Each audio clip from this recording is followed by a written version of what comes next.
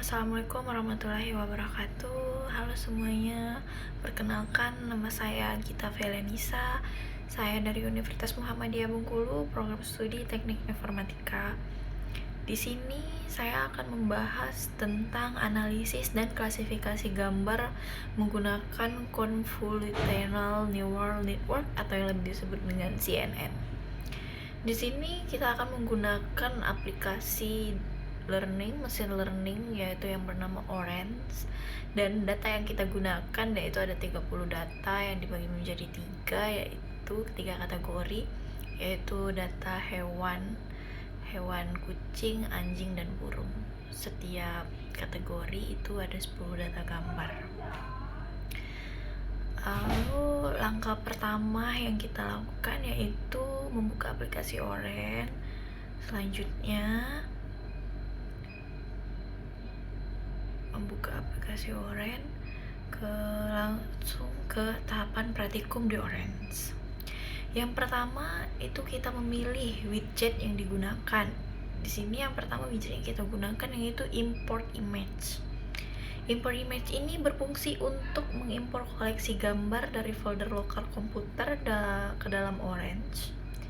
Widget ini akan secara otomatis membaca nama subfolder sebagai label kelas atau target variabel untuk setiap gambar. Cara kerjanya, klik 2 kali widget import image, lalu pilih folder utama yaitu dataset hewan yang telah kita siapkan sebelumnya. Lalu kita pastikan gambar terdeteksi dengan benar dan label kelas anjing, kucing, burung muncul di bagian informasi. Selanjutnya yaitu ekstraksi fitur.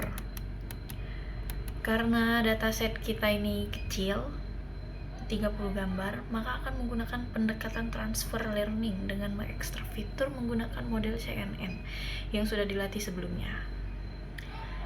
Lalu widget yang kita gunakan di sini yaitu image embedding atau dari kategori image analysis.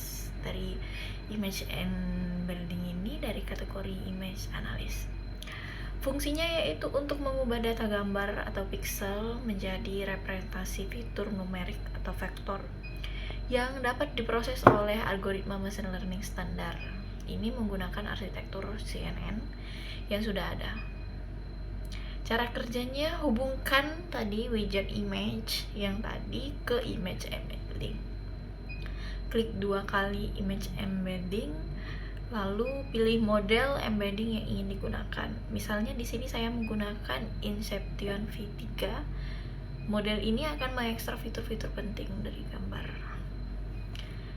Selanjutnya ke tahapan pembagian data latih dan data uji.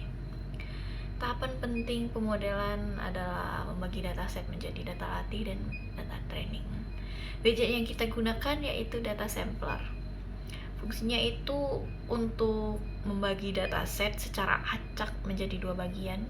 Satu set untuk melatih model dan satu set untuk menguji performa model yang belum pernah dilihat sebelumnya. Cara kerjanya yaitu hubungkan widget embedding tadi ke data sampler. Data sampler ini dihubungkan ke image embedding yang tadi. Maaf, agak keliru. Klik 2 kali data sampler, lalu pilih metode sample type, lalu pilih fixed proportion of data dan tentukan presentasi data latih. Misalnya di sini saya presentasinya 80%, yaitu 24 gambar untuk dilatih. Lalu selanjutnya di bagian bawah centang opsi repeatable atau deterministic sampling dan stratified sample atau when possible yang berfungsi agar proses pengambilan sampel menghasilkan hasil yang sama setiap kali workflow dijalankan, dan untuk memastikan bahwa proporsi setiap kelas dalam dataset tetap seimbang dalam sampel yang diambil selama atribut target memiliki label kategori. Di sini ada pelatihan model kita akan melatih model klasifikasi menggunakan fitur yang telah diekstrak. Widget yang digunakan yaitu neural network. Dari kategori model, kita pilih widget neural network atau model klasifikasi lain seperti SVM, lalu random forest, karena fitur sudah diekstrak. Fungsinya ini untuk membangun model prediktif berdasarkan data latih yang diberikan. Dalam konteks ini, model akan belajar mengenali pola fitur yang membedakan anjing, kucing, dan burung. Cara kerjanya, hubungkan output data latih atau data sampler atau sampel data ke widget neural network tadi. Kita hubungkan. Lalu konfigurasi parameter neural network, biarkan default untuk awal. Selanjutnya, tahapan selanjutnya yaitu pengujian dan evaluasi model. Langkah terakhir adalah menguji model menggunakan data uji terpisah. Widget yang digunakan yaitu prediction dari kategori evaluate dan confusion matrix dari kategori evaluate juga. Fungsi prediction yaitu menerapkan model yang telah dilatih pada data uji untuk menghasilkan prediksi kelas. Kalau fungsi confusion matrix itu menyajikan hasil prediksi dalam format tabel untuk visualisasi akurasi klasifikasi untuk setiap kelas anjing, kucing, dan burung. Cara kerjanya itu hubungkan output model neural network ke input model prediction tadi. Lalu hubungkan output data uji, data sampler ke reachable atau deterministic sampling dan starvity sample atau when possible ke input data prediction. Hubungkan output prediction ke confusion matrix. Yang kedua, hubungkan confusion matrix ke image viewer.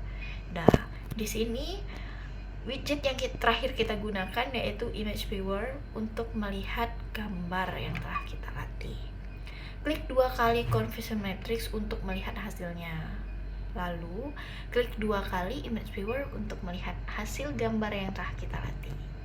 Sekian video penjelasan dari saya. Mohon maaf bila masih ada banyak kekurangan, masih banyak kurang jelas. Saya mohon maaf, kepada Allah saya mohon ampun. Saya akhiri video ini. Assalamualaikum warahmatullahi wabarakatuh.